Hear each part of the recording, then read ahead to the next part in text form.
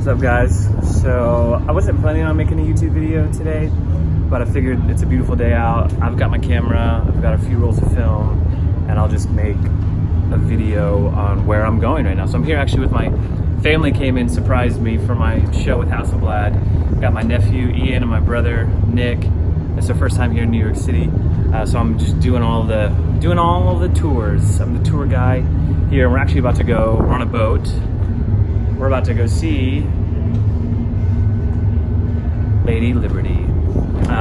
So I feel like today would be a good time to showcase two different film stocks that I shoot. So I've got a black and white. I have a HP5 400 HP5 black and white roll, and then I've got Portrait 800 as usual. So I'm going to shoot both of those two rolls, compare it, share my thoughts on how I choose black and white, or what to shoot in black and white, what to shoot in color, because I compose strictly a solid 60%. I end up composing photographs purely because of color. So when color is removed, it literally is just black and white, and I'm composing purely on mood, emotion, movement. So I don't know how this is gonna turn out. Hope you guys enjoy.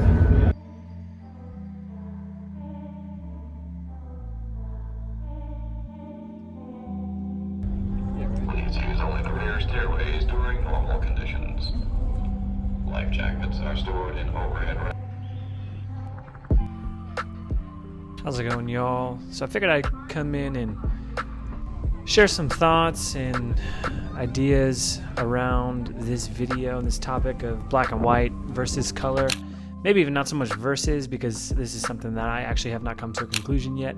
I gravitate more towards color when I'm shooting film, but there's something enticing and beautiful about shooting black and white, being stripped of color and focusing purely on, like I said, movement, emotion, what is in the photograph. I do that as well for color, but composing for color happens often in my work, so I'm constantly struggling between which rolls to grab, and that was kind of how this video came into existence. Had my camera, like always, and grabbed a few rolls of film, and one of the rolls happened to be a black and white roll, and we had beautiful light that morning with my family on the ferry, checking out the Statue of Liberty, and decided, I've got my iPhone on me, let's just make a little film and share some photographs. And that's honestly what I want my YouTube channel to be. I'm gonna have a separate video coming soon sharing the plans and the future of this channel and what I want it to be and what I want it not to be.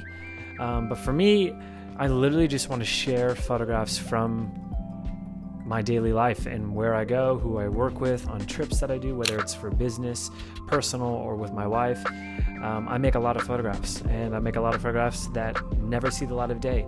And I think YouTube is a perfect platform and avenue for these photographs to be seen, and for us to have a discussion and talk around making photographs every day, because that's like one of my favorite things to do, whether it is for a job, which I do full-time as a freelance photographer, for those of you that did not know and are new to this channel. But then I shoot photos just because I love making photographs of life. Like I said, whether it's of my wife or whether it's my family's in town and we take a ferry to do one of the most touristy things in New York City, I like having a camera strapped around my neck and a few rolls of film so that I can be present, aware, and available to see life pass me by and to be able to capture a moment. And that's kind of what this video is. It's nothing shiny, it's nothing fancy, it's not, the best video I've ever made, but it's, I don't know, it's very slowed down and it's very ordinary, and I find so much beauty in the ordinary. There's been a recent switch since moving to New York 2 years ago, where so much of photography for me is finding beauty in the mundane, in the ordinary, in the unlikely. And like I said, as long as I have my camera in hand, I'm happy. And that was kind of my mindset going into this day with my family out on the island where the Statue of Liberty is, as well as we jumped over to Ellis Island.